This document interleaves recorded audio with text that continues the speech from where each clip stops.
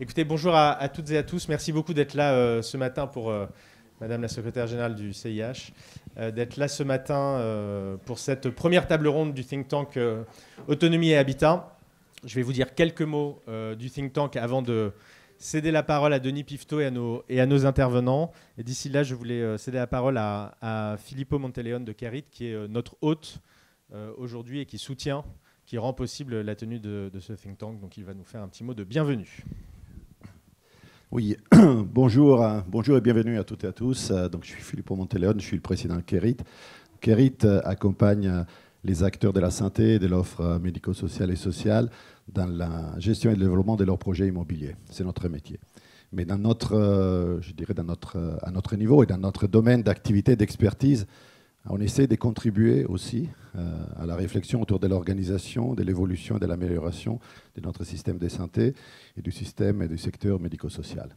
Et donc nous soutenons, je dirais, les initiatives et les personnes qui s'engagent et qui innovent dans cette réflexion. Donc c'est tout naturellement que nous avons en fait décidé de suivre Adrien Taquet quand il a commencé à réfléchir, il a décidé d'engager en réflexion et de créer un lieu de rencontre et de réflexion autour de l'habitat pour tous. Donc personnes en situation de handicap, personnes âgées, mineurs protégés. Donc c'est bien l'objectif d'Autonomie Habitat. Donc je suis ravi de vous accueillir pour cette première table ronde publique. Donc bonne conférence à toutes et à tous. Merci Filippo.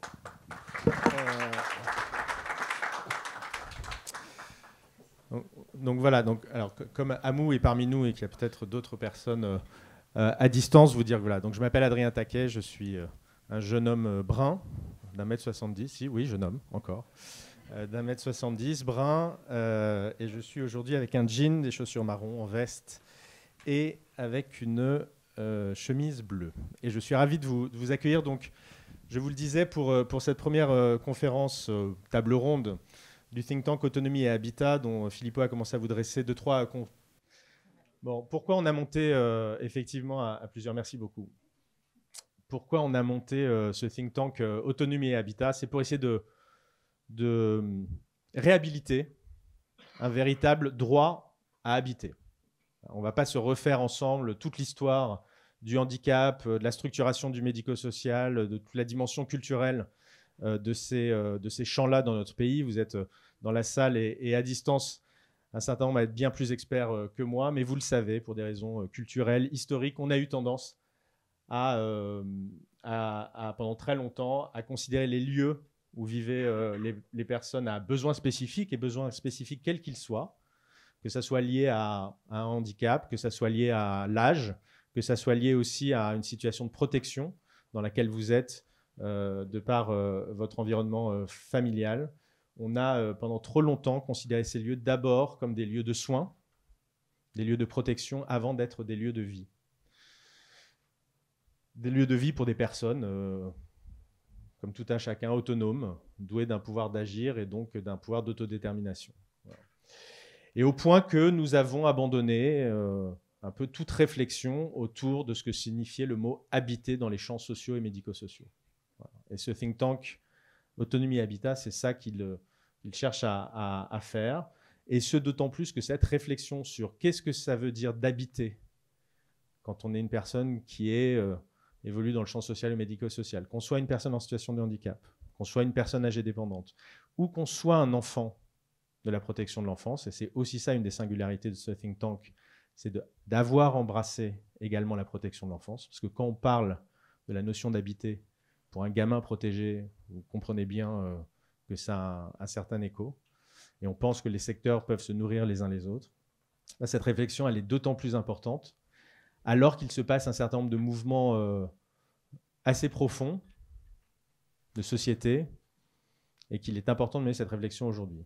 Qu'il s'agisse de la transformation de l'offre, dont on entend beaucoup parler dans le champ du handicap, mais également dans le champ de la dépendance, avec les EHPAD, dont on sent bien que le modèle qui a cours depuis un certain nombre d'années est arrivé à bout de souffle. Le virage domiciliaire, qu'on appelle de notre vœu depuis un certain nombre d'années, qui va lui aussi s'opérer, on l'espère.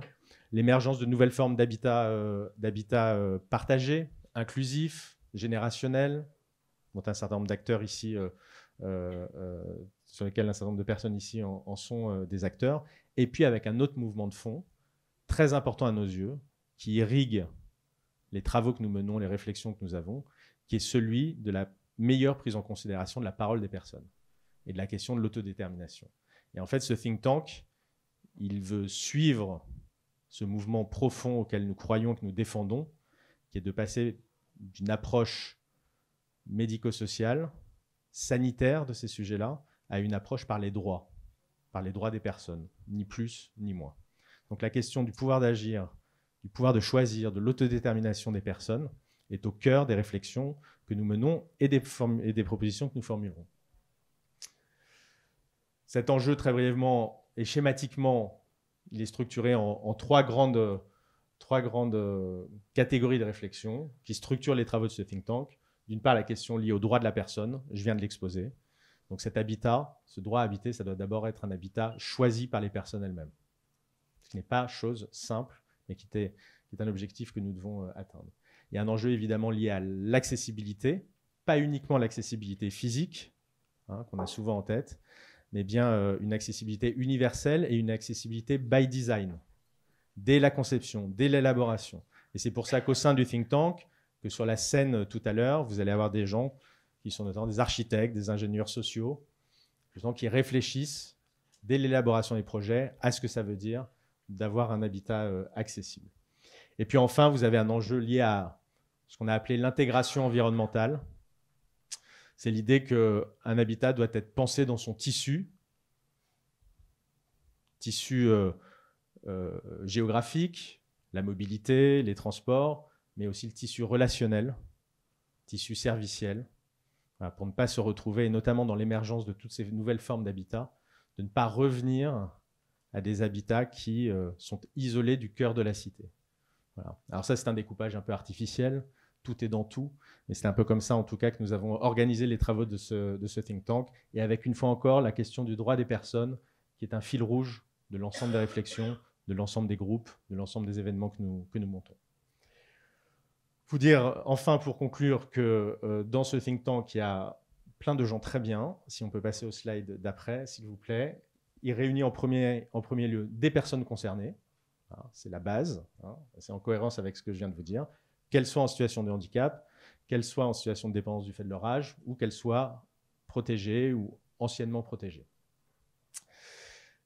Et ce think tank rassemble des décideurs, professionnels, experts, donc des trois champs du social et du médico-social, je vous l'ai dit, handicap, personnes âgées et protection de l'enfance, à la fois des chercheurs et des professionnels, des praticiens, des associations gestionnaires traditionnelles, mais aussi des personnes qui sont dans l'innovation sociale, voilà, des jeunes startups qui innovent dans ces champs-là, et évidemment des personnes issues des sphères à la fois politiques et administratives au niveau national et au niveau local, puisqu'on le sait, ces politiques-là sont quand même très territorialisées dans notre pays.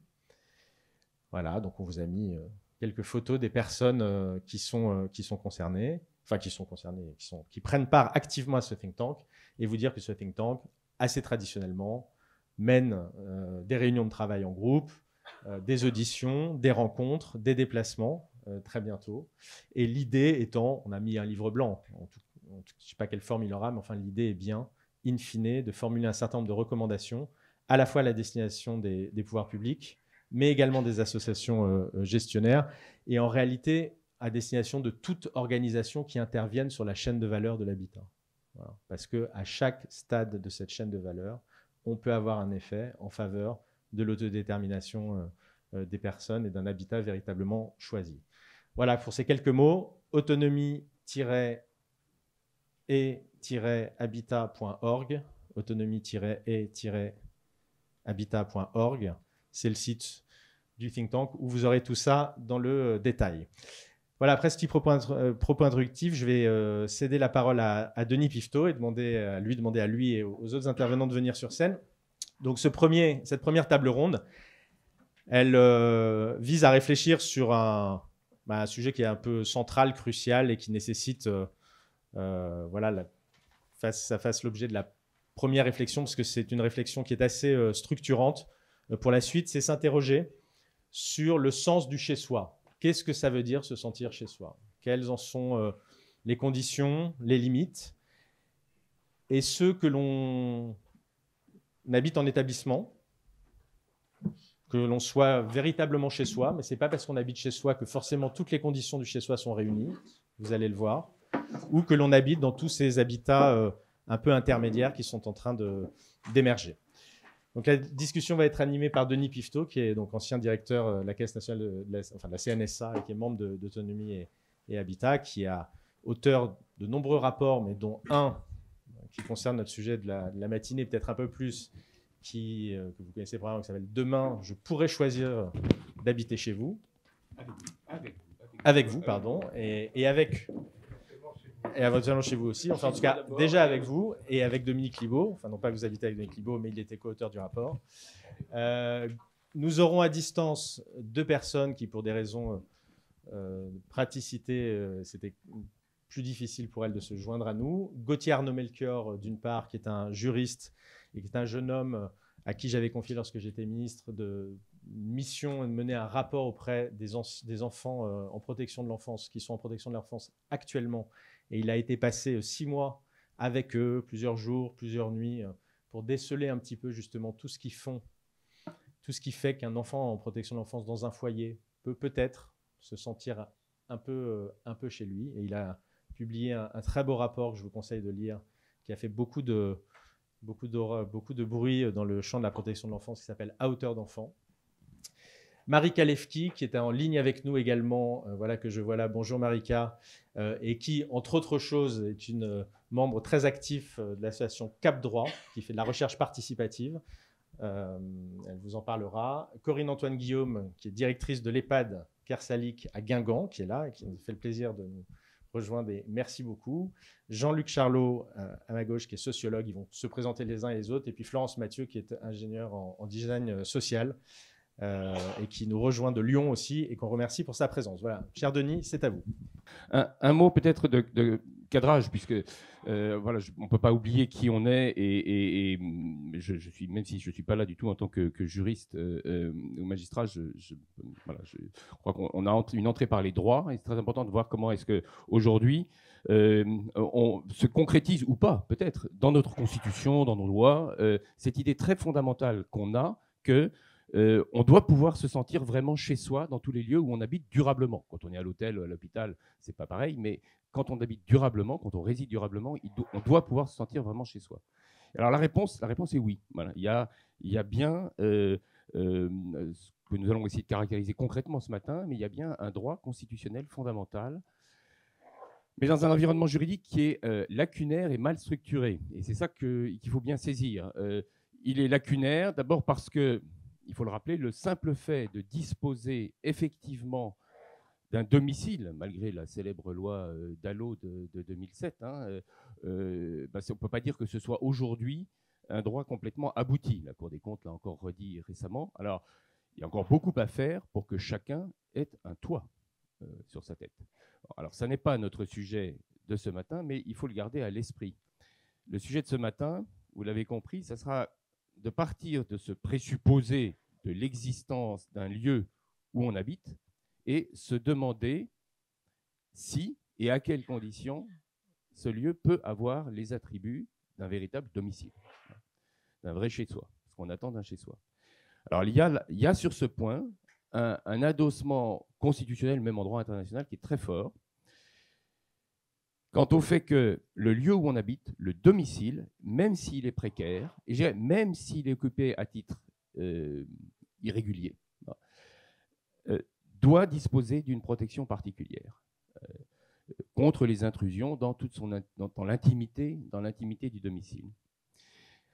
Alors c'est une règle d'inviolabilité qui ne définit pas ce qu'est un domicile, ça dit plutôt les conséquences qui s'attachent au fait d'avoir un domicile. Mais d'une certaine façon, par ricochet, c'est une manière de le définir. Ça doit être un lieu de protection de l'intimité.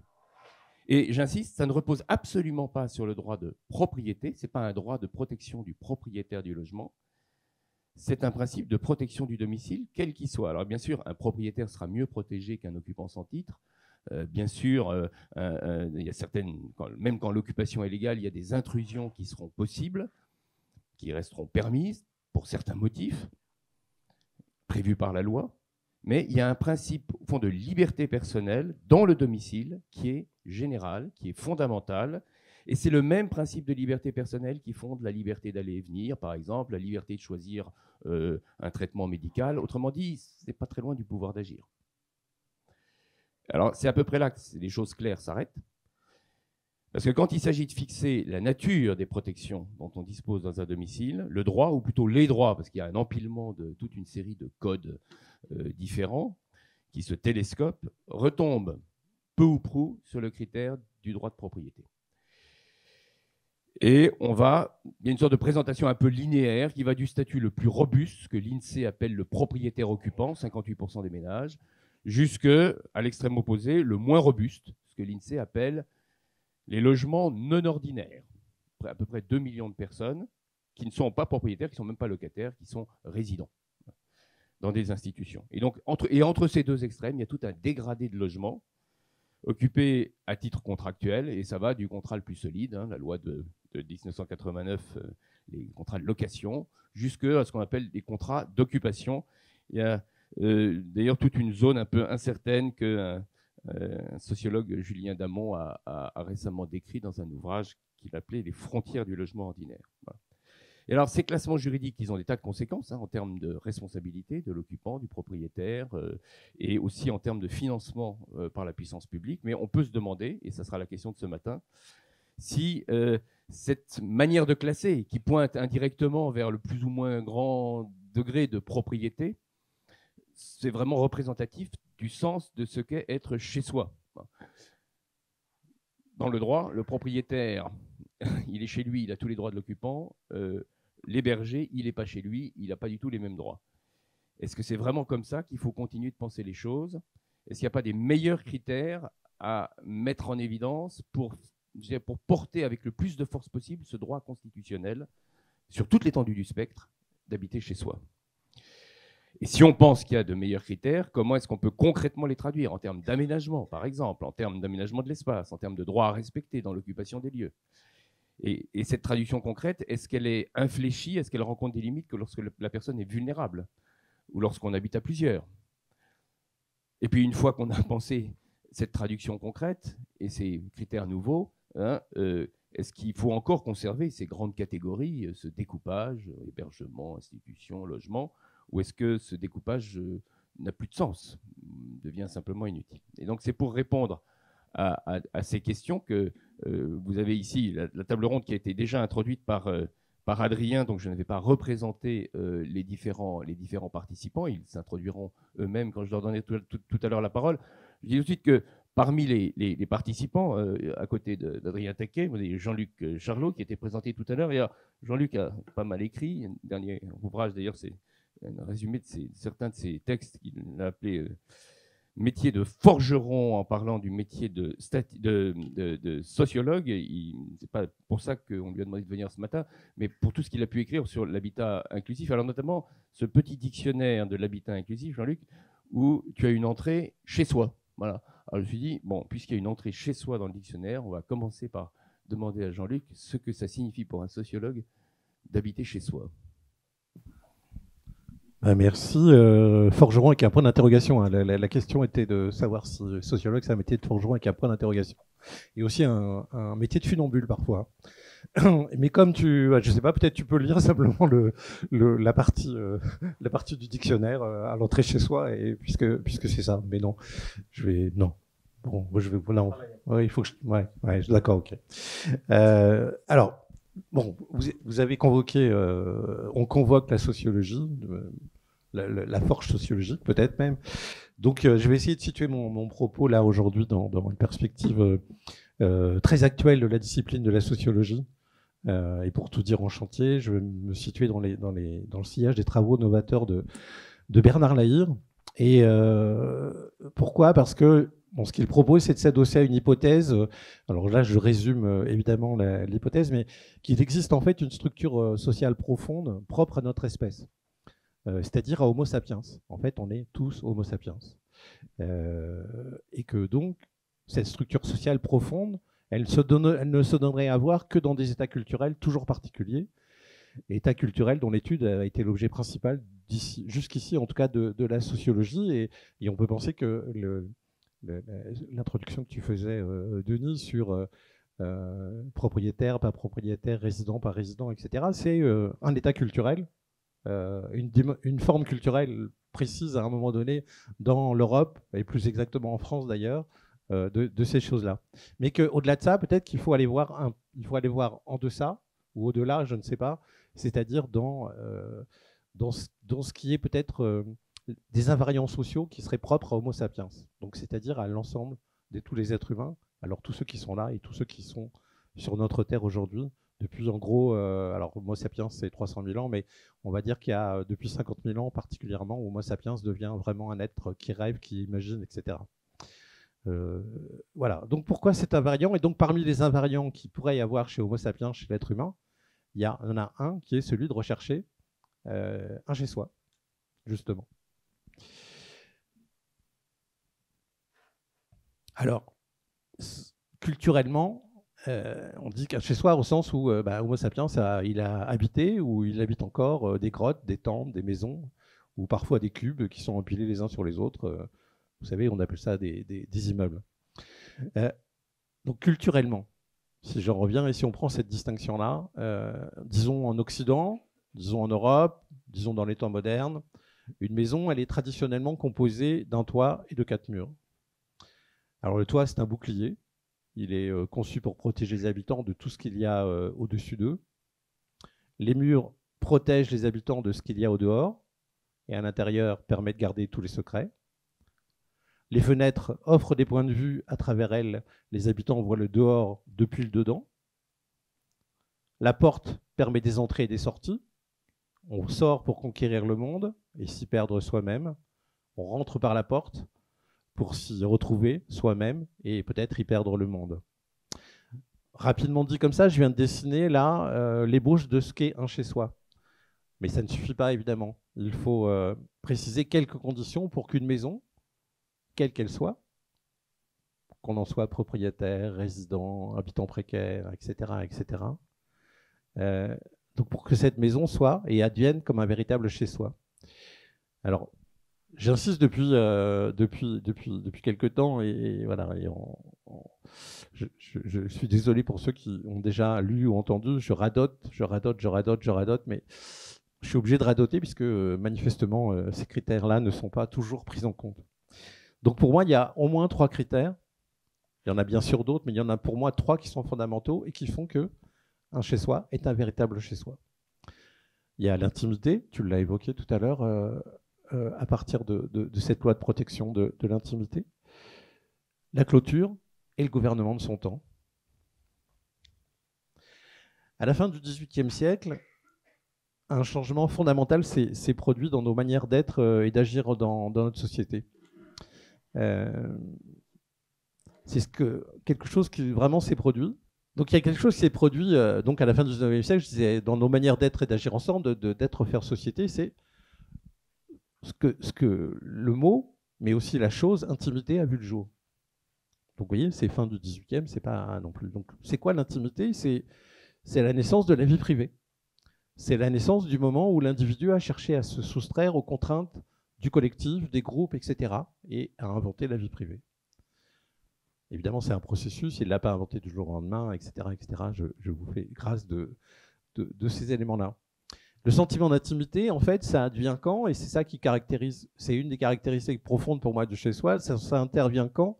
Ça intervient au travers de la possibilité de l'appropriation de son espace. Vous savez, les uns et les autres, tout Homo sapiens, en fait, il va essayer de meubler son espace. Il va le décorer, il va le ranger ou pas le ranger du tout. Il va y construire ce fameux paysage personnel d'objets, plus ou moins importants, mais qui sont aussi tous des souvenirs personnels, etc., etc. Et puis, pour que cet espace devienne véritablement un lieu de l'intimité, un lieu de l'intime, il doit pouvoir être cet espace aussi celui de ses secrets, de sa vie familiale et domestique, de ses arrangements privés, de ses secrets avouables ou inavouables, peu importe. Mais en tout cas, ça reste là. Et donc, faire de ce chez-soi Et donc faire d'un chez-soi un lieu de l'intime, c'est ce qui fait que le moi, le je, peut s'y recueillir. Et c'est la condition pour que, en fait, l'homme, l'homo sapiens, puisse se tenir dans le monde à partir de cette demeure, de ce lieu, de ce chez-soi, où il va pouvoir s'y retirer. L'autre condition, deuxième condition pour moi, pour que le chez-soi soit un véritable chez-soi, c'est la clôture. Car le chez-soi a à voir avec le sentiment de sécurité. Être chez soi, ça nécessite en conséquence de pouvoir contrôler qui va pouvoir y entrer chez soi, justement. Vous savez bien, on accueille un certain nombre de personnes chez soi, on en interdit l'entrée à d'autres, et puis certains sont reçus sur le seuil, d'autres dans la pièce de vie, et puis d'autres dans notre chambre. La clôture, c'est matérialisé par la porte, on le disait tout à l'heure. Donc la porte, c'est quoi? C'est la jointure entre l'espace de vie, l'espace de chez soi, et ce qui est extérieur. Et donc la porte, elle doit pouvoir être franchie par son occupant dans un véritable chez soi. En fait, la possibilité d'ouvrir sa porte, de pouvoir la franchir, ça distingue en gros l'hospitalité de la prison. Et vous savez bien, ou un certain nombre d'entre vous le savent, que cette possibilité-là de pouvoir ouvrir sa porte et de pouvoir la franchir, quand on observe un certain nombre de personnes, de lieux de vie, de lieux où habitent les personnes en situation de handicap ou de perte d'autonomie, ça ne va pas vraiment toujours de soi. C'est le moins qu'on puisse dire. Enfin, le chez-soi, c'est le lieu où on peut gouverner son temps. On va décider du moment où on va déjeuner, dîner, sortir, se coucher, tout ce que vous voulez. Gouverner son temps est une des conditions de la maîtrise de son intérieur, mais aussi de cette manière subjective d'habiter. Alors on prend par là, je vais très vite évidemment sur ces conditions, puisque notre temps est limité et contraint, mais on comprend par là que ces conditions-là, elles sont particulièrement mises à l'épreuve pour des personnes en situation de handicap ou de perte d'autonomie, quand elles vivent chez elles et qu'elles ont besoin d'être accompagnées dans leur vie quotidienne, et puis que les professionnels et que les proches investissent leur intimité d'une façon ou d'une autre, dérangent les objets personnels, leur disent que c'est plutôt de cette façon-là qu'il faudrait améliorer leur intérieur, faire leur intérieur, etc. Colportent les éléments un peu de leur vie à l'extérieur, etc., etc. Ou quand ils franchissent la clôture, vous savez, qu'ils rentrent le matin parce qu'ils ont la clé, etc. Par routine, par commodité, etc. Ou parce que aussi leur l'organisation de leur service, elle impose finalement un temps, et donc que la gestion du temps des personnes n'est plus possible. C'est vrai quand elles sont à domicile, mais c'est vrai aussi quand elles vivent en habitat inclusif ou en établissement médico-social, et que le collectif, il empiète finalement sur leur vie privée. Alors, en conclusion très provisoire et très rapide pour terminer le temps qui m'est imparti, au fond, qu'est-ce que c'est qu'un chez-soi, puisque c'est la question que tu nous as posée. Alors, moi, je dirais qu'on peut distinguer on peut le distinguer, le chez-soi, d'un lieu simplement occupé par une position provisoire d'une personne qui s'est installée, même si c'est un domicile. C'est ça qu'il faut distinguer, du chez-soi qui serait plutôt un lieu ressenti comme véritablement à soi, ce qui ne veut pas dire qu'on en est forcément propriétaire, vous l'avez bien compris, qui répond à un désir profond et qui exprime l'essence réelle ou supposée de l'identité de celui qui l'habite. Le chez-soi, c'est là où j'habite, là où je suis. Et dans ce là, on retrouve le réseau de voisinage, de connaissances, ainsi que les repères nécessaires à ce qui fait que je suis un être humain, un homo sapiens. Martin Heidegger désignait par Heimat le chez-soi. Heimat, on pourrait définir, alors là, j'espère qu'il n'y a pas trop de grands spécialistes de la langue allemande, mais là c'est mes propres recherches, donc elles sont peut-être approximatives, mais en tout cas Heimat, c'est pas très loin, on peut le définir un peu par extension, si je pousse un petit peu par un équivalent du mot bonheur. Le chez-soi, et c'est ça qu'il faut aussi savoir et dire, le chez-soi, c'est pas le repli, c'est pas le repli sur soi, même s'il peut et il doit pouvoir le rester. Le chez-soi, c'est à la condition d'un possible déploiement pour celui ou celle qui l'habite. L'unité d'un possible devenir citoyen. On a besoin d'un chez-soi tel qu'on a essayé de l'esquisser pour pouvoir sortir et explorer le monde, son monde, quelle que soit la nature de son monde et ce qu'on souhaite en faire. Et donc c'est le lieu pour finir à partir d'un nouveau champ des possibles, sur lequel, à partir duquel un nouveau champ des possibles s'ouvre, car comme le disait Mona Chollet, si une personne ne dispose pas d'un territoire propre, c'est-à-dire ce chez-soi-là, donc que je viens d'esquisser trop rapidement, dont je viens d'esquisser trop rapidement quelques conditions, ben, attendre que cette personne-là apporte une contribution à la vie collective, à la citoyenneté, à la cité, ça reviendrait à attendre d'un homme qui se noie qu'il en sauve un autre.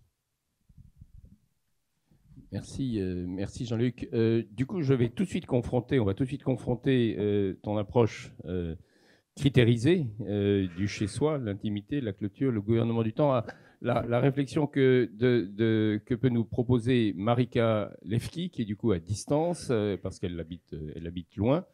Marika, vous êtes vice-présidente, ou coprésidente de Cap Droit, qui défend une démarche citoyenne d'expertise et de connaissance par l'expérience des personnes. Et donc, vous avez ce regard également à la fois du coup de recherche et d'expertise d'usage. Comment réagissez-vous à cette première tentative de définition? Bonjour tout le monde. Donc, oui, effectivement, la question de ce que signifie chez soi, c'est justement par rapport au lieu exact auquel on vit, que ce soit un lieu personnel ou collectif. Je pense qu'on n'a pas du tout la même position, notamment sur cette notion de collectivité qui est quand même assez importante dans les établissements, où on sent bien que notre chez-soi se limite très facilement à la chambre, et encore quand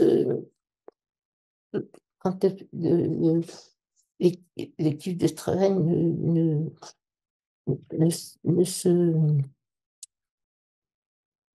fait pas intrusion dans les lieux dits privés. Et il y a cette notion aussi de positionnement quand on fait appel aux des acteurs d'accompagnement, ou l'intrusion des vies des personnes peut être très vite intrusif. Donc, je pense qu'elle se pose plutôt dans la manière comment chaque personne trouve sa place dans cet accompagnement, comment on accueille des professionnels, que ce soit dans une chambre ou un logement privé, et comment l'accompagnant se positionne en fonction du lieu. Il me semble que ce sont des questions qui ne se posent pas vraiment. On est très technique, accompagné de façon très technique, s'occuper des gens de manière habillée, laver, manger, et non pas dans la relation entre les deux personnes concernées et professionnelles. Je vous redonnerai la parole parce que nous avions préparé cette table ronde où vous m'aviez dit que vous souhaitiez faire des interventions courtes. Je vous remercie beaucoup parce que c'est déjà, ça va être des interpellations très fortes que je dirigerai tout à l'heure, notamment vers Florence Mathieu et Corinne Antoine Guillaume. Cette question de l'atteinte au chez-soi par la dimension d'accompagnement, par le service, par la manière dont le service intervient sur la personne dans des environnements collectifs et la façon dont se déroule l'accompagnement lui-même. Et je vous redonnerai la parole, bien sûr, Marika Lefki. On va avoir le contrepoint dans le champ de l'enfance, si Gauthier Arnaud-Melchior est avec nous. Alors, est-ce que Gauthier nous a rejoint. Oui, bonjour. Alors, vous, c'est pour des raisons, voilà, voilà, une indisponibilité qui vous conduit également à être à distance, comme certains des assistants à cette table ronde. Comme le disait Adrien Taquet tout à l'heure, vous êtes auteur, notamment, vous êtes juriste, mais auteur d'un rapport à hauteur d'enfants. Je l'ai retrouvé pour préparer cette table ronde. J'ai vu que en 2021, oui, c'est ça, il date de 2021, j'ai retrouvé un document que j'avais stabiloté, annoté dans tous les sens. Donc ça montre l'importance qu'il avait eue, en tout cas dans la réflexion que je conduisais à l'époque avec Jacques Wolfram. Plus on est jeune, Gauthier Arnaud-Melchior, et finalement, plus le chez-soi est important. Le chez-soi d'un enfant est profondément structurant. Quelle est votre propre lecture et votre propre analyse des conditions d'un chez-soi? Merci beaucoup pour cette invitation. Alors oui, par rapport à la protection de l'enfance, c'est pour partager ce qui a pu être identifié au cours de la mission, à travers ce que j'ai pu voir, constater, mais aussi majoritairement à partir de ce que les enfants m'ont expliqué. Tout d'abord, il y a la question avant de se sentir chez soi, du choix du chez soi, qui est difficilement possible en protection de l'enfance, puisque un enfant est extrait de son chez lui, souvent de sa famille, pour être accueilli dans un autre environnement qui va devenir son chez lui. Et là, bien évidemment, c'est difficile de demander à un enfant de choisir cet endroit, bien que je pense qu'il y a quelque chose à réfléchir autour de la question de ce choix, puisque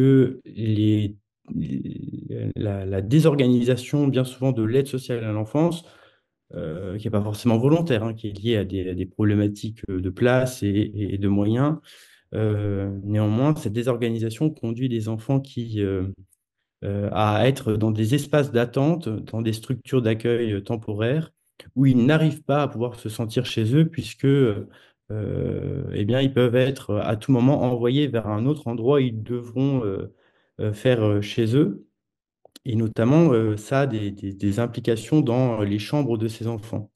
Les enfants accueillis dans des établissements d'urgence qui ne savent pas où ils vont aller sont parfois accueillis pendant 1 ou 2 ans. Donc, c'est plus du tout un temps de l'urgence, c'est un temps très long, notamment dans la vie d'un enfant. 2 ans, c'est une temporalité extrêmement longue. Eh bien, ce sont des chambres, lorsque vous rentrez dedans, lorsque l'enfant vous autorise à entrer dans cette chambre, ce sont des chambres où il n'y a pas de décoration. Comme l'enfant sait qu'à tout moment, il peut être envoyé dans un autre chez lui, eh bien, il ne s'approprie pas cet espace qui ne devient pas son chez lui, et donc il ne décore pas, évidemment à sa mesure, hein, mais il ne le décore pas. Et ça a des implications dans le fait que, aussi, dans les ruptures de parcours qui sont imposées aux enfants, et que je pense, si l'enfant était pleinement sujet de droit et au cœur vraiment des préoccupations dans l'organisation, ça devrait être l'institution qui devrait se modéliser, s'adapter à des enfants qui ont posé leur valise, qui ont choisi, enfin qui n'ont pas choisi, à qui on a imposé un endroit, mais qui ont fait chez eux cet endroit.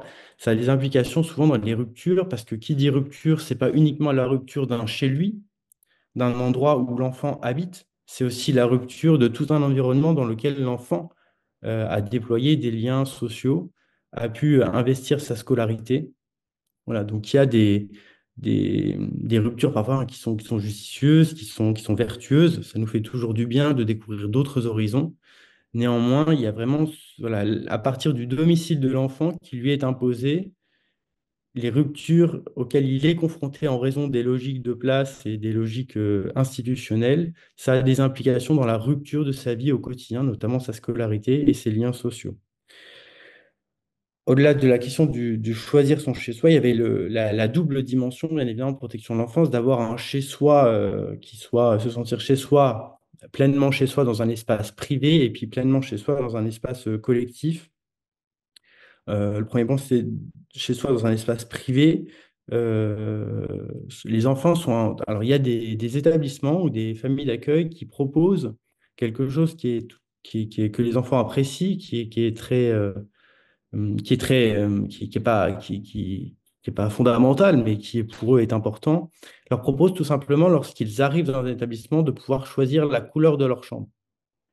Donc, c'est uniquement de pouvoir peindre, et c'est déjà commencer à donner à l'enfant une clé pour qu'il puisse se sentir chez lui. de choisir la couleur du mur.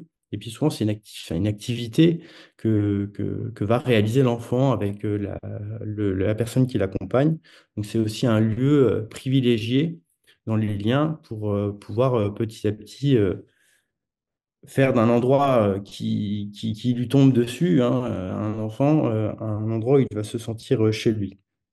Ce que j'ai pu néanmoins observer, quelques petits éléments d'amélioration, souvent dans les chambres, dans le chez-soi privé, les enfants n'ont pas d'armoire.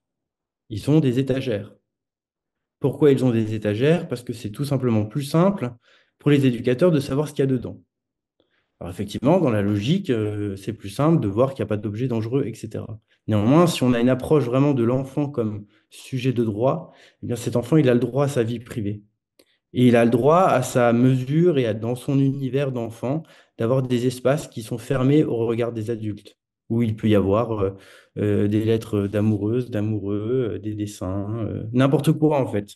Là, c'est moi qui imagine ce qui pourrait être, mais c'est à l'enfant de choisir ce que lui, il souhaiterait cacher et ce qui peut, dans cet espace qu'on lui donne comme chambre, eh bien, avoir un espace qui est vraiment privé. Donc, rien que le choix des meubles n'est pas anecdotique, mais est important et reflète vraiment la conception qu'on peut avoir de l'enfant. D'autre part, dans l'organisation des chambres, parfois, vous entrez dans une chambre de 3 enfants qui est vraiment décorée par toutes les peluches qui sont en bazar. Dans cette chambre, néanmoins, il n'y a qu'un seul bureau. Il n'y a qu'un seul bureau dans la chambre. Or, on sait que la scolarité, c'est quelque chose de très important pour les enfants, tous les enfants. Et c'est quelque chose aussi parfois qui fait poindre quelques difficultés dans le cadre de la protection de l'enfance. Et voilà, comment on peut faire en sorte que chaque enfant ait son bureau, cet espace privé aussi qui va lui permettre d'investir sa scolarité. Le chez-soi privé aussi, c'est toute une manière d'aborder la question de la chambre de l'enfant. Euh, Par exemple, au cours de la mission, il y a des éducateurs qui étaient tout à fait bienveillants, hein, mais lorsque je me rendais dans l'établissement, ouvraient les portes des chambres comme si je visitais, j'étais un inspecteur de l'IGAS pour voir si tout allait bien au niveau des normes, et ouvraient les portes sans demander à l'enfant s'il acceptait que je puisse entrer dans la chambre. Et moi, j'avais vraiment toujours comme souci de dire aux enfants que je n'entrerai pas dans leur chambre si eux ne m'en donnaient pas l'autorisation. Donc il y a ce lieu de la chambre qui est souvent pas conçu comme un espace où on peut se sentir chez soi, puisque à tout moment, l'éducateur, n'importe qui peuvent dans cet espace. Donc, je crois que là, il y a quelque chose évidemment à moduler, hein. Il ne s'agit pas de plus rentrer et de faire un absolu sacré. Moi, je ne suis pas pour le tout blanc ou tout noir. Mais néanmoins, d'avoir en première intention la, la délicatesse de toquer, de demander si on accepte. Et c'est aussi apprendre à l'enfant à avoir de l'intimité. Et on sait à quel point ça peut être important pour d'autres sujets. Voilà. Dans le cadre de la prévention de ce qui est atteinte à l'intimité. C'est aussi le chez-soi dans un espace collectif. Et là, de ce que les enfants m'ont expliqué, moi, je n'avais pas imaginé, mais les enfants se sentent bien mieux chez eux lorsque l'établissement dans lequel ils sont accueillis est un établissement où les chambres sont à l'étage et où le salon et les salles d'espace collectif sont au rez-de-chaussée. Et voilà, c'est-à-dire que dans un établissement de plein pied, ils arrivent moins à se sentir chez eux alors que dans un petit établissement où les chambres sont en haut. Donc il y a tout un effet que moi, je dois avoir la simplicité de dire, je n'avais pas pensé, mais l'architecture et la façon dont on conçoit les établissements a une vraie incidence sur la manière dont les enfants appréhendent cet environnement qui va devenir chez eux. Par ailleurs, parce que je sais qu'il faut être un peu bref, vous voyez, je pense qu'il y a aussi toute une dimension peut-être oubliée, mais en évoquant tous les points, j'évoque le choix de cet enfant qui vient dans un accueil, le fait qu'il peigne sa chambre, le fait qu'on accepte que ce puisse être un lieu de vie privée où on pratique aussi certaines libertés, comme celle de pratiquer sa religion, que ce soit un espace à la fois privé, mais je parle que du temps du jour. Et je crois qu'il y a quelque chose de très important en protection de l'enfance, c'est que l'enfant puisse se sentir chez lui au cours de la nuit. Et comment, quand on réfléchit à qu'est-ce qui est chez soi, comment on peut se sentir chez soi, c'est à la fois se sentir chez soi le jour, avec les activités du jour, mais aussi se sentir chez soi la nuit pour bien dormir et être en bonne forme pour les activités du jour. Parce que là aussi, la nuit n'est pas forcément un moment où les enfants se sentent pleinement chez eux, et ça, c'est lié à l'accompagnement ou à l'organisation. Voilà, se sentir chez soi autant le jour que la nuit. Et enfin, il y a des acteurs très importants qui prennent soin des enfants et qui prennent soin de leur chez eux et avec qui les enfants tissent des liens de grande qualité. Tous les enfants en ont parlé réellement de cet acteur qui est la maîtresse de maison. Alors, je veux pas. J'ai rencontré un maître de maison dans dans l'Ouest. Mais la plupart du temps, il n'y a pas que des femmes, mais je dirais la plupart du temps, ce sont des maîtresses de maison, c'est pour ça que je dis, donc maître et maîtresse de maison. Mais c'est un acteur très important en protection de l'enfance qui doit, je pense, intégrer pleinement l'équipe éducative au sens large, parce que c'est vraiment quelqu'un qui accompagne l'enfant à prendre soin de son chez lui et donc à s'y sentir bien, à le nettoyer, à faire correctement son lit, etc. Donc c'est un acteur très très important et souvent les enfants ont des très très grandes qualités relationnelles, enfin des relations de très grande qualité avec la maîtresse de maison qui apporte un tout autre regard sur l'enfant, et c'est souvent parfois un acteur un peu mis sur le banc alors qu'il devrait pour moi pleinement participer la façon dont on perçoit l'évolution de l'enfant dans la dimension éducative. Moi, je vous remercie. Merci beaucoup, Gauthier. Je redonne d'ailleurs la parole, et merci parce que vous faites une transition qui est d'une simplicité évidente avec les prochaines intervenantes. Mais je redonne la parole comme promis à Marika Lesprit, si elle souhaite ajouter encore des éléments de la perception concrète et pratique des trois grandes règles d'intimité, de clôture et de gouvernement du temps que nous a posé Jean-Luc Charlot au début, en écho de ce que vient de nous dire Gauthier Arnaud-Melchior. Mais on sent bien que il y a cette dimension de dignité qui se positionne, qui se questionne, parce que dans le domaine de la vulnérabilité, de l'empêchement, les acteurs qui gravitent autour, qui sont nécessaires, me semble-t-il, des notions cette notion de dignité n'est pas réfléchie vraiment au départ.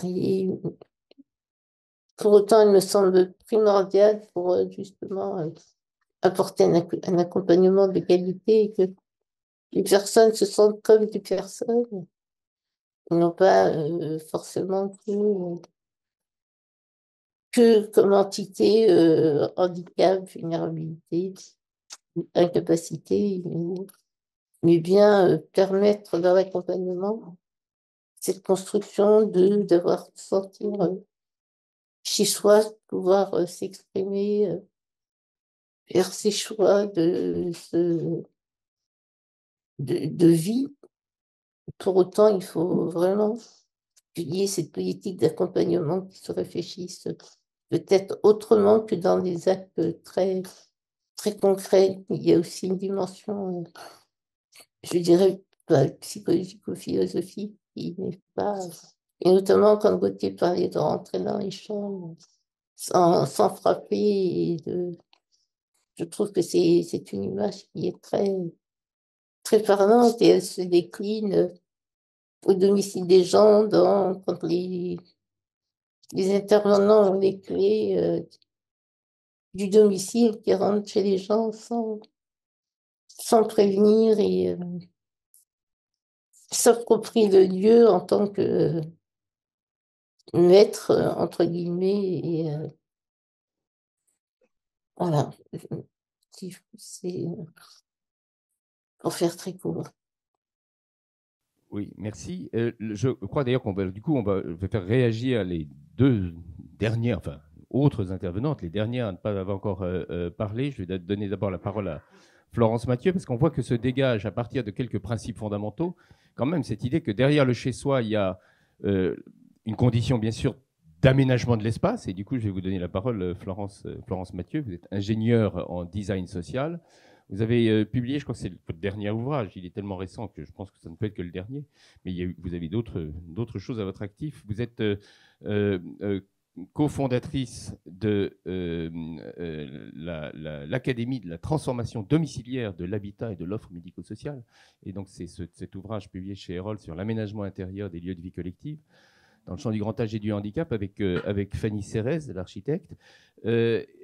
Il y a donc cette dimension d'aménagement de l'espace. Et puis, il y aura aussi, vous pouvez bien sûr en parler, mais ça sera tout à l'heure plutôt à Corinne Antoine-Guillaume de nous le dire, toute la dimension de l'occupation telle qu'elle se vit avec les accompagnants, avec les auxiliaires de vie, avec les maîtresses de maison, la manière d'être chez soi quand des tiers interviennent et comment est-ce qu'on doit attendre d'eux qu'ils interviennent.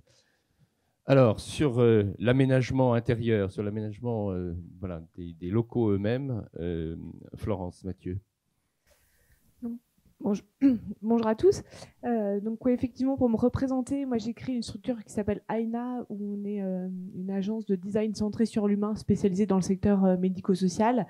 Et j'ai créé Atome, l'Académie de la transformation de l'habitat et de l'offre médico-sociale, qui est une structure qui accompagne, une structure de formation qui accompagne les établissements dans leur transformation domiciliaire.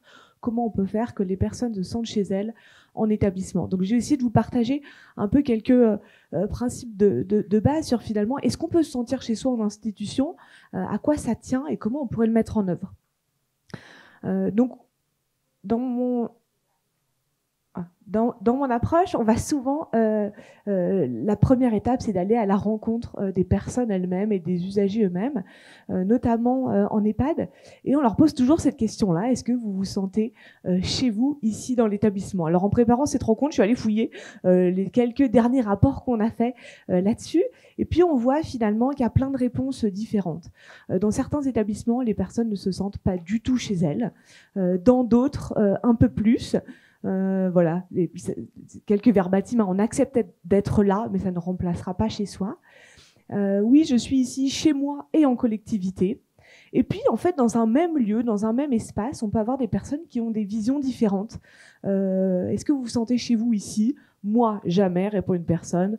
Moi, un peu dans ma chambre. Donc, ce qu'on s'aperçoit, c'est que finalement, c'est pas binaire. Est-ce qu'on est, quand on est dans un lieu de vie collectif, est-ce qu'on peut se sentir chez soi? Il y a des établissements où clairement, c'est difficile de se sentir chez soi. Il y en a d'autres où ça l'est un peu plus. Mais même là, chacun peut avoir une perception un peu différente. Et donc, on aime bien finalement ce continuum en disant finalement, il y a une perception d'un lieu de travail qui s'apparenterait finalement à l'hôpital où on accompagne des personnes, ou un habitat, un lieu de vie où vivent des personnes qui sont accompagnées. Et c'est de se dire comment on déplace le curseur en institution. C'est peut-être pas si simple d'aller jusqu'au bout 100% du chez-soi, mais comment on arrive à déplacer au maximum ce curseur-là. Et donc, je vais vous partager un peu quelques grands principes qu'on donne aux établissements qui veulent déplacer ce curseur-là, notamment sur les sujets d'architecture et d'aménagement, mais pas que, pour aider les personnes à se sentir un peu plus chez elles. Donc la première question, c'est cette question de l'échelle domestique. Chez soi, une maison, c'est à l'échelle du corps. C'est vraiment une très grande maison, elle fait peut-être 250 mètres carrés, mais en moyenne, en français, c'est plutôt autour de 60 mètres carrés par habitant. Donc finalement, cette question de chez soi, elle vient aussi avec un rapport d'échelle. Dès qu'on est dans des établissements où il y a du grand collectif, où on a 300 mètres à parcourir entre sa chambre et sa salle à manger, ça rend difficile le sentiment de chez soi. L'échelle, c'est aussi sur cette question d'espace privatif. On en a beaucoup parlé dans les interventions précédentes. C'est cette importance de l'espace privatif. Finalement, là, je prends 2 photos d'établissements qu'on a accompagnés. C'est un EHPAD, une chambre qui ressemble plutôt à une chambre d'hôpital, qui est pas du tout personnalisée. On a le même sujet qu'en protection de l'enfance.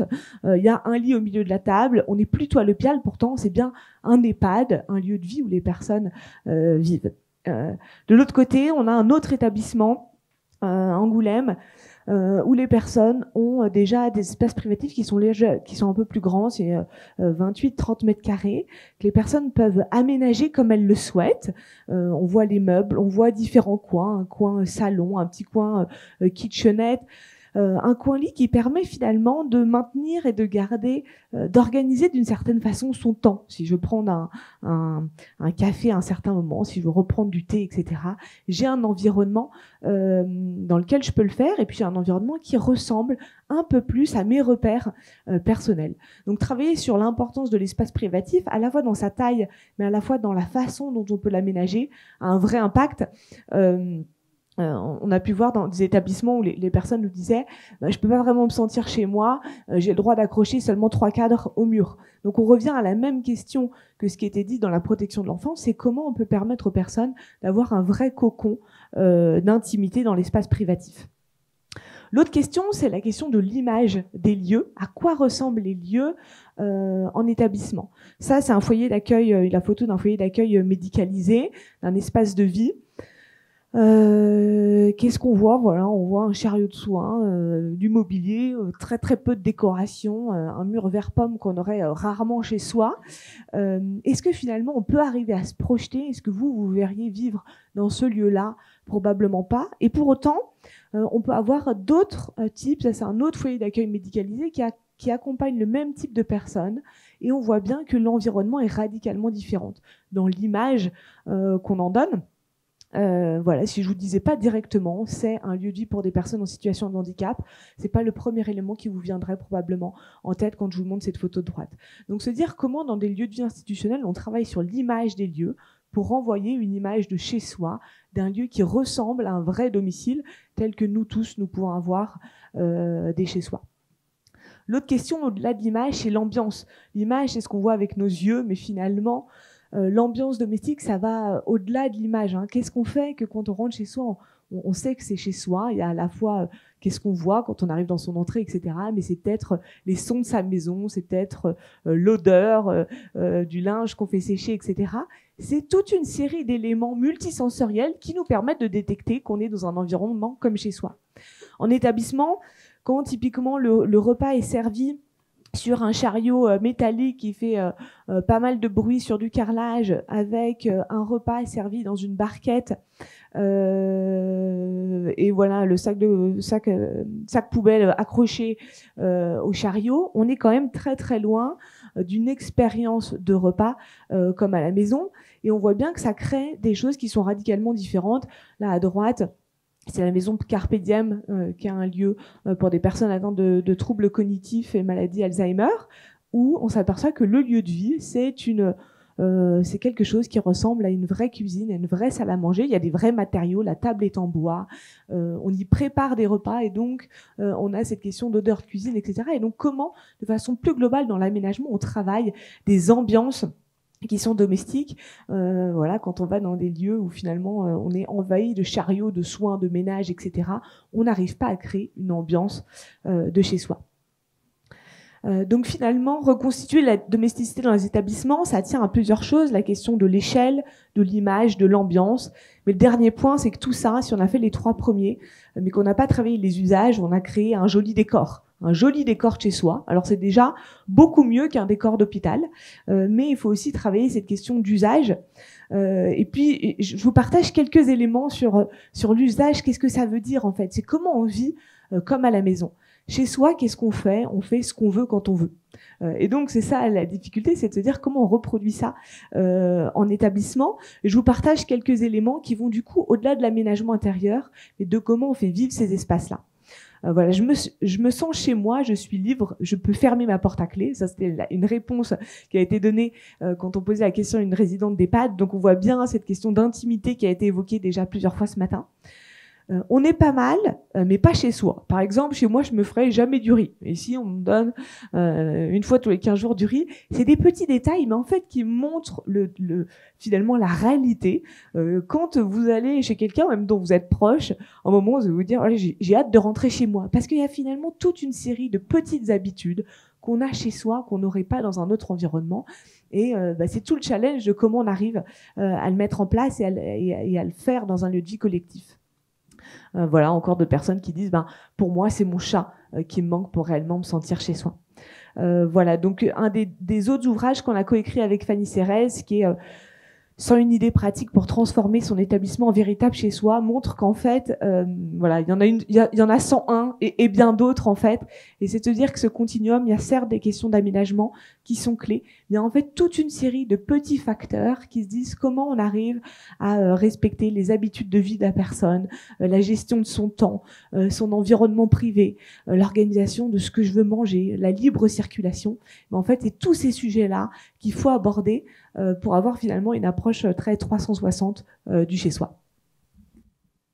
Merci beaucoup Florence Mathieu de ce passage au concret dans le travail des usages. Mais alors on va être encore plus concret. Vous allez Corinne Antoine-Guillaume, vous allez devoir avoir la lourde tâche de nous dire si c'est possible ou pas, parce que là, le cahier des charges commence à se charger, voilà, ça s'épaissit là depuis tout à l'heure. On est parti sur la théorie, on est maintenant dans des exigences d'usage extrêmement concrètes. Alors, j'ai confiance dans ce que vous allez nous dire, parce que vous ne soyez pas là sinon. Voilà, vous êtes directrice de l'EHPAD Kersalik à Guingamp. Bon, merci de venir des Côtes-d'Armor comme ça. Et j'ai découvert ce que vous faisiez dans une étude qui a été financée par l'EN3S, l'École nationale supérieure de sécurité sociale, Habiter Kersalik. Vous allez nous dire comment est-ce qu'on habite dans un EHPAD. Corinne. Merci. Effectivement, la tâche est un peu rude. Alors, se sentir chez soi, nous, l'histoire commence en 2013, quand moi j'arrive en tant que directrice, où j'intègre une équipe où l'organisation est, je veux dire, tout à fait banale, très médico-sociale et j'allais dire très sanitaire. C'était pas l'image que je m'en faisais et surtout l'image de l'accompagnement qu'on pouvait avoir avec nos aînés. Je me suis pas du tout attachée à l'architecture. Je ne me suis pas du tout attachée à l'organisation à proprement parler, puisque la maltraitance institutionnelle et individuelle était de rigueur au quotidien. Je me suis surtout attachée aux personnes avec qui je travaillais. Et je pense qu'au tout départ, c'est mon œuvre pendant 2 ans. J'ai été chercher à savoir pourquoi ils venaient travailler dans ces lieux, quelles étaient leurs valeurs et quelles étaient leurs motivations, au-delà évidemment du côté financier. Et je me suis rendu compte que toutes les personnes avec qui je travaillais, leur souhait était d'accompagner au mieux nos aînés. Alors, de se dire, pourquoi on le fait, peut-être qu'on peut imaginer à le faire différemment. Nous n'avions pas les moyens, on était sinistrés, un taux de remplacement important, les finances n'étaient pas au beau fixe. Donc comment on fait avec ce peu de moyens, comment on s'attelle en fait pour travailler ensemble et en mettant en lumière nos valeurs. Donc on a travaillé surtout à la création, donc comme vous pouvez voir, d'un blason. Le blason, ça veut dire qu'on se reconnaît tous ensemble, on a donc le côté appartenance et c'est donc ce que l'on va afficher et à l'entrée de notre établissement en disant ce sont nos valeurs fortes et voilà qui nous sommes. Donc nous avons travaillé bien évidemment entre soignants, nous avons travaillé avec les résidents qu'on appelait à l'époque et nous avons travaillé avec les familles, sans oublier nos élus puisque nous sommes un établissement territorial. Donc à partir de ce moment-là, on a été chercher des mots, on a été chercher ce que voulait mettre comme sens derrière ce mot. Et donc, on a arrivé à mettre attachement, appartenance, relation, accueil et singularité. Très bien. Alors maintenant, comment on le traduit au quotidien? Donc en 2015, on s'est surtout dit qu'on était tous des soignants au service des habitants, puisque du coup, on a travaillé la sémantique de tous ces mots. Donc aujourd'hui, moi, je suis effectivement la directrice, mais je m'appelle Madame la maire. Et j'ai donc un conseil... La maire M-A-I-R-E. Oui, Madame la maire de Kersalik. Oui. Oui, non, effectivement, monsieur, je ne suis pas là. La maman, je suis la maire. puisque du coup, nous avons un conseil municipal et nous sommes organisés dans l'établissement comme une commune avec ces rues. Au rez-de-chaussée, nous avons donc la place du centre avec une brasserie qui s'appelle Au Papy aux Mamies, un bistrot, une poste, un cinéma. Et donc, nous sommes organisés aujourd'hui comme un tiers-lieu. Mais c'est l'ensemble de l'établissement qui est tiers-lieu et non pas uniquement certaines pièces.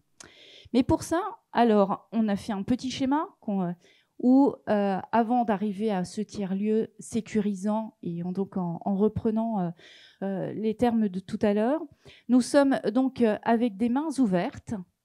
Nous avons mis une bulle qui nous protège, mais qui n'est pas imperméable, puisque derrière, on voit bien qu'il y a beaucoup de... La porte est toujours ouverte, mais peut être fermée quand il y a besoin de sécurité. Mais c'est surtout, on est ouvert sur la cité.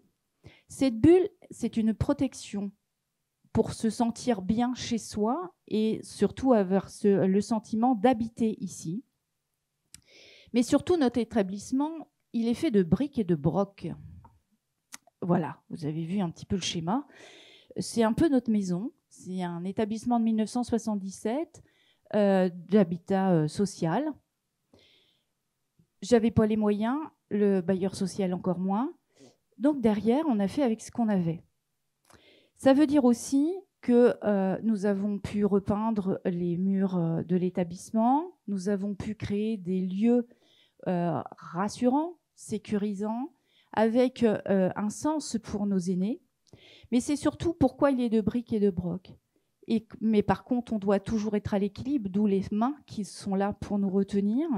C'est qu'à chaque départ de nos habitants, on perd une chambre, on perd une histoire, on perd une vie, d'un parcours de vie. Ça veut dire que lorsque quelqu'un d'autre revient, on doit reconstruire cette pièce avec son histoire, sa vie et ses envies.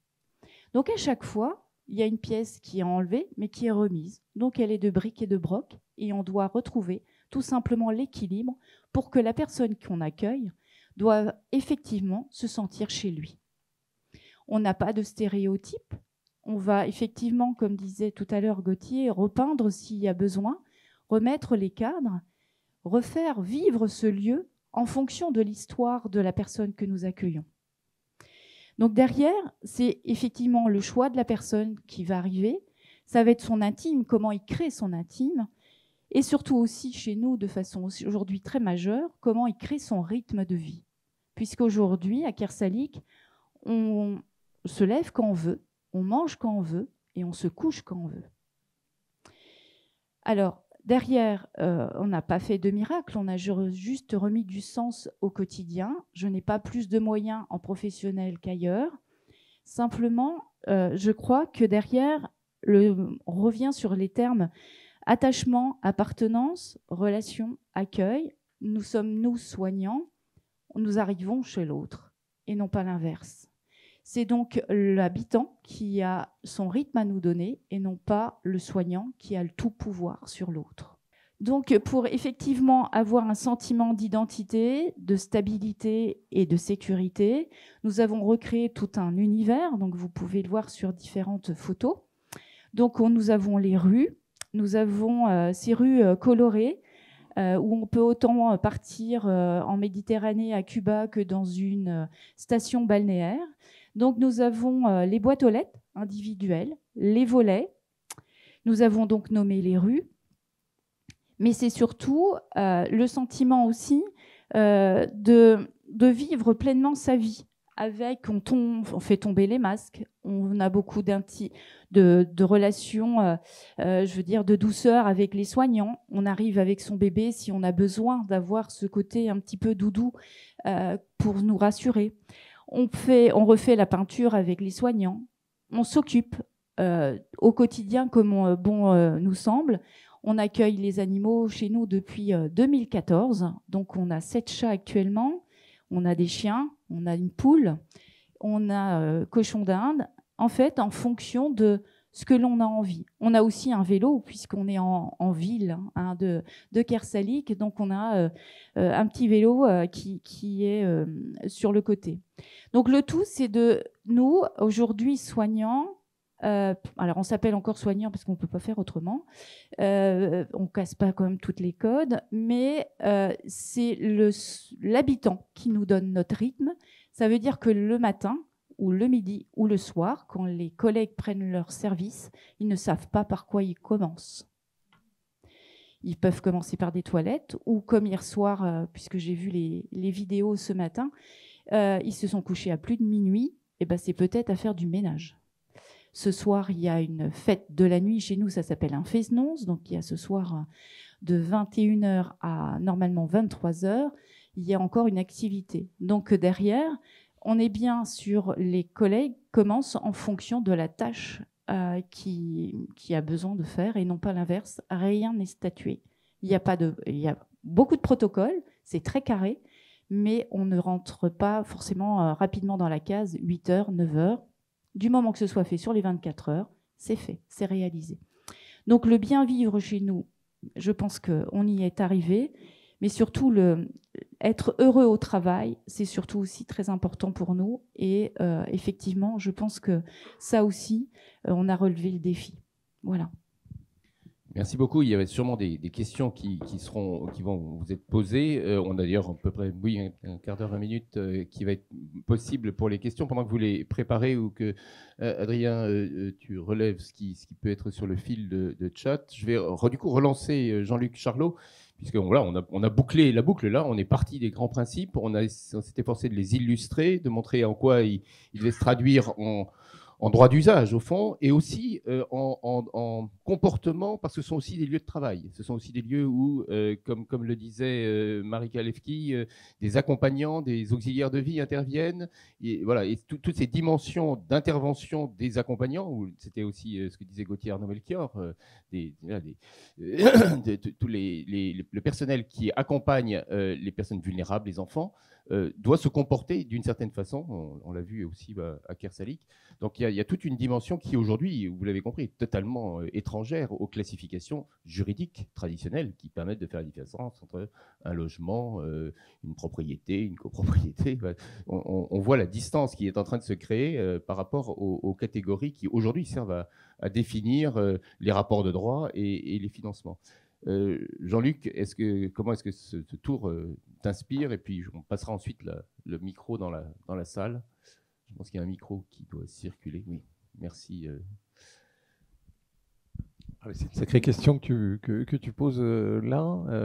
En quoi ça m'inspire? Non, je pense qu'on est globalement, on voit bien trois choses. La première chose, c'est effectivement que c'est pas, mais c'est un débat qu'il faudra qu'on continue à avoir, mais que la question juridique du support, etc., à mon avis, elle n'est pas pertinente.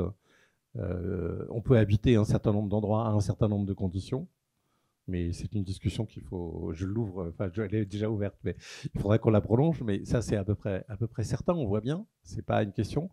Ça c'est le premier élément, donc il y a un certain nombre de conditions à définir, qu'on a ébauchées, qu'on a vu illustrées, etc., etc. Ça c'est le premier point. Deuxième point, c'est qu'effectivement la particularité de l'habiter des personnes en situation de handicap ou ayant en perte d'autonomie, etc., c'est quand même qu'il y a de l'accompagnement nécessaire, parce que la vie quotidienne est nécessairement, elle a besoin à un moment donné pour sa vie quotidienne, et que là on voit bien, et c'est ce que je disais très vite tout à l'heure, mais là on l'a vu, on a vu des illustrations très très précises de ça, c'est qu'effectivement ça met en jeu les dimensions de l'habiter et du chez-soi, bien évidemment. C'est dommage que vous n'arriviez pas à les appeler autrement que soignants, en fait. Hein, mais bon. Non, mais je sais bien. C'est bien pour ça que je regrette avec vous le fait qu'on puisse pas. Mais rien que ça détermine, malgré tout ce que vous nous avez expliqué sur les transformations du rapport et de l'accompagnement, etc. des personnes.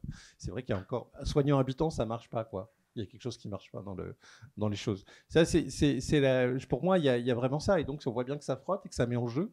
Et que pour moi, de toute façon, je l'ai dit aussi, et là, ça fait partie des choses que je radote depuis longtemps. Pour moi, quand je parle d'habitat, c'est un chez-soi, de l'accompagnement et des moyens de mobilité.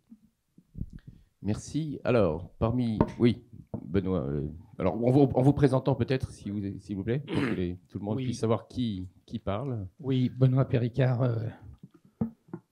J'ai eu des responsabilités dans le domaine, dans à peu près tous les domaines que vous avez cités, mais aujourd'hui, je suis plutôt président d'un restaurant inclusif, mais je ne vais pas parler du manger, je vais parler du gîte. Ce qui me donne un peu le vertige dans ce que vous dites, et avec la conclusion de Kersalik, c'est qu'on voit bien que sur les injonctions que vous avez posées, c'est quand même la singularité, et notamment la singularité de celui ou de celle qui prend l'initiative qui fait le plus par rapport à tout ce qu'on voit comme banalité qu'on peut voir dans tous les établissements. Moi, ce que je me demande, c'est est-ce qu'en ce moment où il y a aussi une grande volonté de maîtrise, aussi d'écologie, d'une certaine façon, sur la propreté, sur les normes qu'on doit imposer, comment vous arrivez à combiner cela? Et est-ce que finalement, les institutions qui vous surveillent aujourd'hui ou qui vous contrôlent sont non seulement repèrent la singularité, mais seraient capables même de la prôner, de la rendre contagieuse? Je vais dire que je n'ai pas fait ça sans mal et qu'on est passé par des phases très douloureuses et difficiles. Cette transformation, je vous l'ai dit, jusqu'en 2015.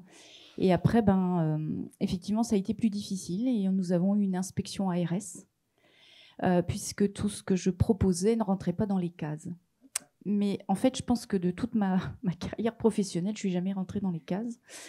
Et je veux dire que j'en fais pas une force, mais de me dire que les changements sont possibles et que aujourd'hui, moi pourquoi cette transformation? C'était pour mettre réellement calé aussi à la loi 2002, c'est-à-dire que c'était un lieu de vie avec la possibilité que ces habitants, enfin ces personnes qu'on accompagne, soient citoyens et acteurs de leur quotidien. Donc, je ne faisais que rentrer dans la loi, en fait, en changeant effectivement cette organisation.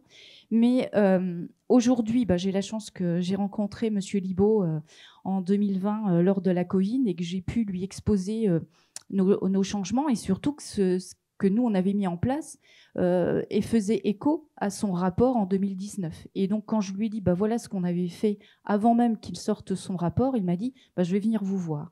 Donc aujourd'hui, la chance, c'est d'avoir rencontré M. Libaud, c'est qu'on a un peu plus de poids, même beaucoup plus de poids, d'où le fait qu'il y ait eu ce livre. On est entendu. Derrière aussi, les conditions financières dans lesquelles moi je suis aujourd'hui prônent aussi que à moindre coût, on peut faire des changements. Donc voilà, alors on devient un modèle, mais je suppose parmi tant d'autres, mais à condition de nous laisser aussi cette création, de peut-être, comme je l'entends aujourd'hui, la singularité du management. Moi, je fais confiance à mes agents. Je pars d'eux pour arriver à moi et non pas l'inverse. Je suis aussi à me dire que quand même leur formation, aujourd'hui, la qualité de la formation, ou du moins le contenu, nous permettrait de pouvoir accompagner nos aînés de façon qualitative.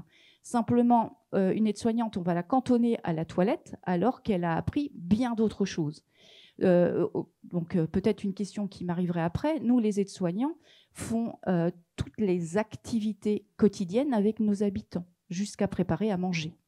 Et j'ai un GMP à 789 et un pathos à 230. Donc je veux dire, je ne suis pas... Là, vous parlez pour les techniciens, mais oui, je ne doute pas qu'il y en ait beaucoup dans la salle. Mais, enfin, voilà, mais je veux dire, j'ai un taux de d'accompagnement ou de dépendance très important. Donc, ce n'est pas un souci à ce niveau-là, c'est juste que j'utilise toutes les compétences de tous les soignants au quotidien pour avoir un accompagnement. Voilà.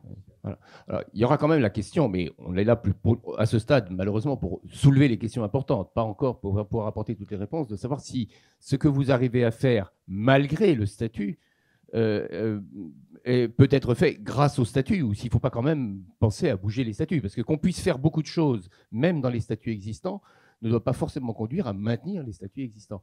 C'est quand même une des questions qui nous est posée. Est-ce qu'il y a d'autres questions ou de remarques, interventions dans la salle? Ah, ça, non, Adrien, tu n'as pas de... Pas en ligne, à moins que ce soit... Mais, du coup, je voudrais alors du coup profiter pour redonner la parole à Gauthier Arnaud-Melchior et Marie Galefki, parce qu'ils sont l'un et l'autre à distance, et donc c'est important qu'ils puissent être pleinement participants. Savoir comment est-ce que vous-même, vous réagissez à l'interpellation qui vient d'être faite de... Voilà, comment est-ce qu'on surmonte le fait de ne pas être dans les clous et est-ce que... alors je me tourne... Enfin, celui des deux qui veut prendre la parole, mais notamment Gauthier Arnaud-Melchior, puisque vous aviez, dans un rapport où vous êtes confronté à cette question de l'écart possible entre le droit existant et les aspirations des enfants et des professionnels qui les accompagnent. Alors, Céline Poulet aura quelque chose à dire, mais je passe la parole tout de suite à ma voisine, Florence Mathieu, sur ce point. Non, juste un point, effectivement, je pense que ça n'empêche pas qu'il y a énormément de cadres qui doivent évoluer. Par contre, ce qu'on s'aperçoit, c'est que dans le cadre existant, il y a toujours une marge de manœuvre.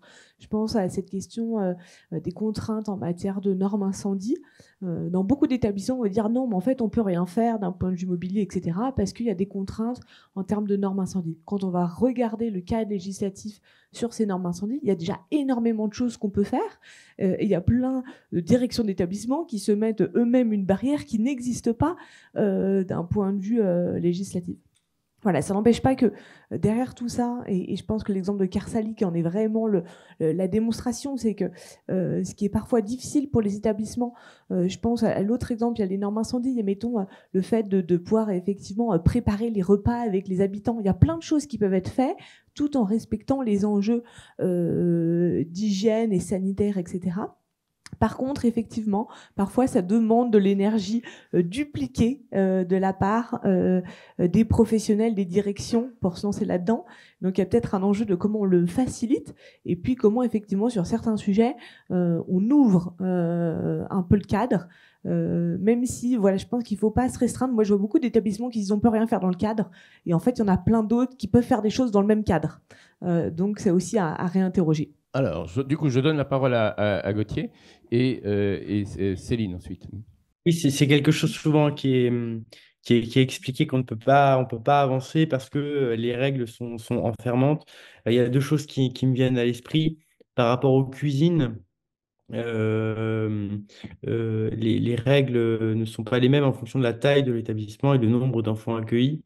Et ça rejoint la demande des enfants. Souvent, je leur demandais, est-ce que vous voulez être autant d'enfants et plus d'éducateurs, ou est-ce que vous préférez être moins d'enfants avec le même nombre d'éducateurs? Et tous les enfants répondaient qu'ils préféraient être moins de 6 avec le même nombre d'éducateurs. Et lorsqu'on est dans un établissement qui est plus petit, il est possible d'avoir une cuisine qui soit... Mais je crois que là, il y a réellement une révolution à mener dans le cadre du travail social. Et moi, vraiment, je le dis avec beaucoup de respect pour les personnes qui, au quotidien, s'occupent des enfants. Mais souvent, quand même, il y a quelque chose qui est prégnant dans le discours concernant la cuisine. Les éducateurs indiquent qu'ils ne sont pas là pour faire la cuisine et ne comprennent pas, je pense, l'intérêt du moment de cette cuisine qui ne doit pas être effectivement une cuisine collective, qui n'est pas jolie, qui est comme on peut retrouver dans un hôpital, etc. Donc, il doit être une cuisine familiale, petite, qui se situe, si on rejoint ce que expliquaient les enfants, qui se situe au rez-de-chaussée, mais aussi c'est comment les éducateurs perçoivent que ce temps-là de cuisine avec les enfants, non seulement il est indispensable afin de leur permettre d'apprendre à pouvoir plus tard s'alimenter correctement, c'est un sujet essentiel. C'est pas juste faire la cuisine, mais c'est aussi être un acteur de l'éducation à la fois à la santé, au prendre soin de soi à travers des bons repas, mais c'est aussi des odeurs dans la cuisine, donc un sentiment de normalité de l'institution, pas de découvrir des barquettes. Et là, vraiment, il y a quelque chose où les éducateurs ne comprennent pas que il y a, j'ai pu observer une difficulté chez les travailleurs sociaux à se dire que quand on s'occupe d'un enfant, dans son déploiement au quotidien, dans tous les actes de sa vie quotidienne, on l'emmène chez le médecin, on fait les devoirs avec, on fait la cuisine avec. Évidemment, on ne peut pas exiger qu'un éducateur soit ultra polyvalent et doué en tout, comme nous dans la vie, dans nos familles, dans nos couples, etc. Il y a une personne qui est plus douée pour la cuisine, une autre pour d'autres choses. C'est comment, évidemment, on permet à chacun d'avoir ses capacités, mais vraiment être un acteur du chez-soi pour les professionnels et quelqu'un qui accompagne la façon Et d'autre part, un sujet plus large qui dépasse évidemment le cadre, et je vais être très succinct, c'est je crois qu'il y a un enjeu dans le cadre de l'accompagnement des enfants et de la protection de l'enfance, c'est comment on perçoit le risque quand on s'occupe d'un enfant, quand on s'adapte à lui, parce que nécessairement, si on veut bien s'occuper d'un enfant, on ne peut pas faire avec lui comme on fait avec tous. On ne peut pas respecter parfaitement le cadre, parce qu'un enfant ne rentre pas dans le cadre. Un enfant qui a des difficultés, un enfant qui ressent des émotions, un enfant qui revient d'une visite médiatisée qui est très bousculée, un enfant qui est très triste, il ne peut pas rentrer dans un cadre. C'est comment on perçoit le cadre qui vient s'adapter à la réalité de cet enfant et comment on permet à l'éducateur, au lieu de toujours lui faire peur avec des questions de responsabilité, ou du moins quand il les perçoit mal, comment il s'adapte à la réalité de cet enfant, comment l'univers aussi dans lequel il habite, ce chez soi, s'adapte à la réalité et aux besoins temporaires des enfants. Les besoins des enfants d'aujourd'hui, dans le cadre de l'habitat, ne seront pas les besoins des enfants dans 10, 15 ans, parce qu'il y a des choses qui évoluent, parce que les enfants ne seront pas pleinement les mêmes, avec les mêmes problématiques. Et il ne faut pas figer quelque chose. Mais c'est comment on encourage l'éducateur à faire avec l'enfant et comment on perçoit le risque. En lui disant, ben, s'il a fait dans son intérêt, mais s'il n'a pas pleinement respecté le cadre, comment on ne l'abandonne pas sur le chemin en lui disant qu'il a mal fait, mais comment justement on lui dit que c'était plutôt bien de s'adapter à cet enfant et qu'il y a peut-être eu un incident, mais on en a peut-être évité d'autres. Donc il y a la notion du risque qui est je crois, c'est un risque partagé entre à la fois les cadres et les équipes du quotidien. Merci beaucoup. Alors, une dernière, on va respecter l'heure, mais enfin, l'heure est déjà atteinte. Donc, Céline, non, très le sens de la synthèse, et puis je laisserai ensuite Adrien conclure provisoirement forcément ce débat. Juste très rapidement, et merci beaucoup parce que c'était très intéressant. Je pense que se dire qu'on ne peut pas faire aujourd'hui avec ce que l'on a, vous l'avez très bien dit, la loi de 2002 a donné quand même une marge de manœuvre en définitive.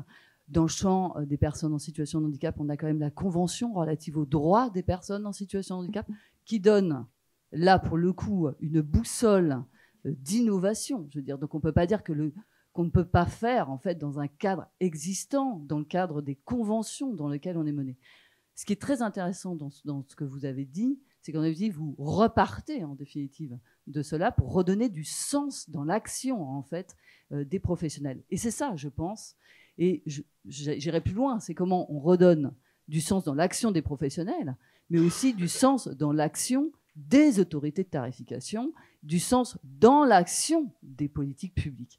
Parce que, et je vois qu'à côté de moi, je pense que ça pourra réagir, quand on a encore un réflexe de taux d'occupation des établissements médico-sociaux, le vivre chez soi, alors qu'il faut occuper absolument toutes les places, eh bien évidemment, c'est un cadre sur lequel, là, pour le coup, il va falloir changer. Donc la logique aujourd'hui, elle est très claire, elle est devant nous, tout le monde le sait, c'est comment on passe d'une logique institutionnelle, où on a institutionnalisé les personnes, que ce soit d'ailleurs chez soi à domicile, ou en établissements médico-sociaux, ou dans des logements partagés, comment on passe de cette institutionnalisation, on a institutionnalisé aussi les professionnels, vous l'avez dit. Donc, comment on passe de cette donc je sais que Denis déteste quand je dis ça, mais d'une désinstitutionnalisation, c'est-à-dire on désinstitutionnalise les personnes pour aller vers du serviciel de qualité. Et tout le monde s'y retrouve. Votre exemple n'est pas unique, elle est géniale, mais on le voit qu'aujourd'hui, ceux qui se recentrent en disant mais oui, en définitive, on repart en définitive de la personne en définitive. On redonne du sens à l'action sociale, on voit que ça marche. Et je bouclerai sur la part du risque. Quand on est et on accompagne des personnes en situation de handicap, la part du risque est quasiment inexistante. On ne se permet pas d'avoir une part. Chacun ici est attaché à sa propre liberté. Et dans une liberté, dans le droit à la liberté, il y a la part du risque.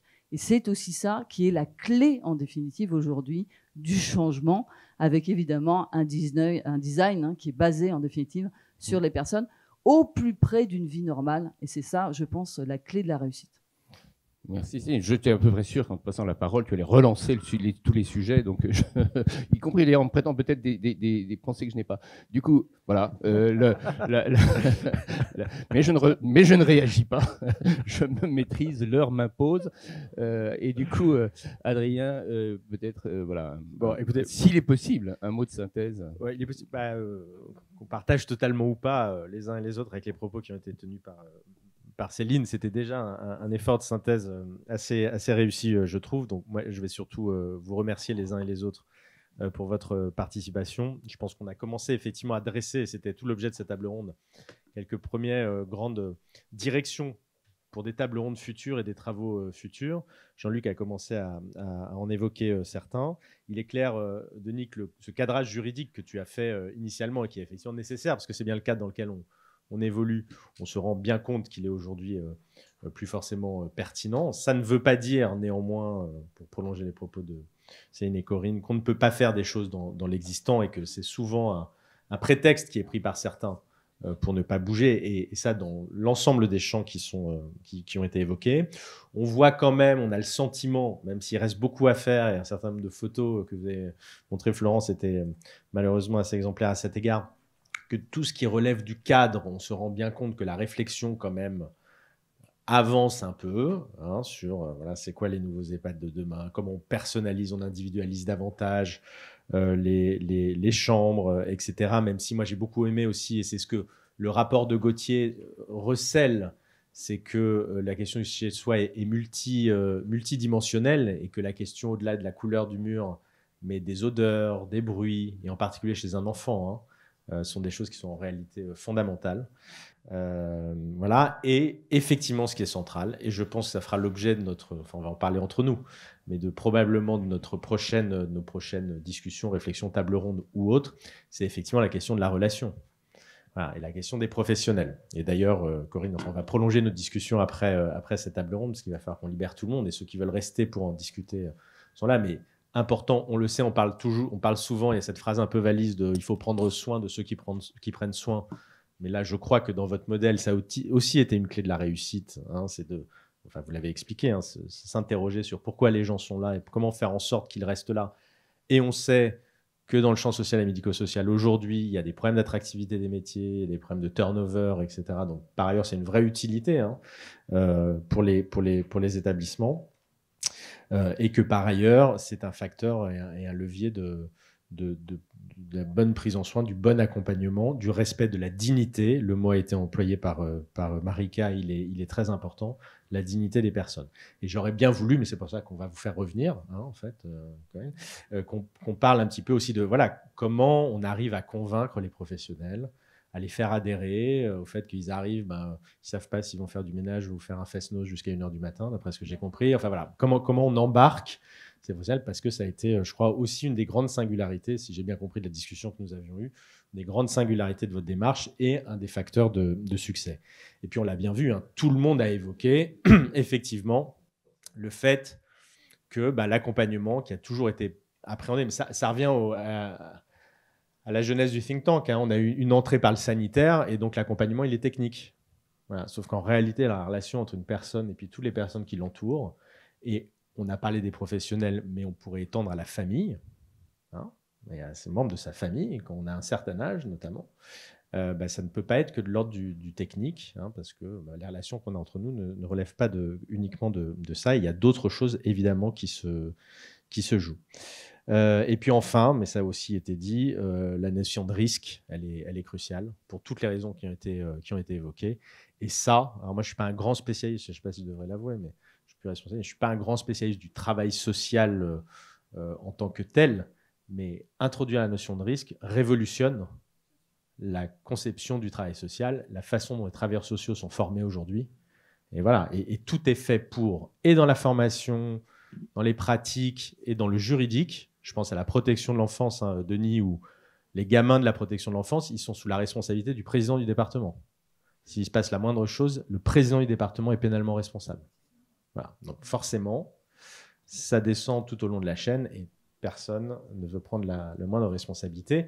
Or, dans certains contextes où l'innovation est absolument nécessaire, quand vous avez des gamins qui fuguent en protection de l'enfance, qui vont dans des squats, etc., bref, qui rompent totalement le lien, et un foyer de l'enfance, ce n'est pas une prison, hein, c'est ouvert, bon, bah, vous ne pouvez pas appliquer les préceptes de base du travail social, et vous êtes obligé de vous mettre en risque en tant que professionnel, mais c'est une des conditions, et on l'a montré, de réussite et de renouer le lien avec ses enfants.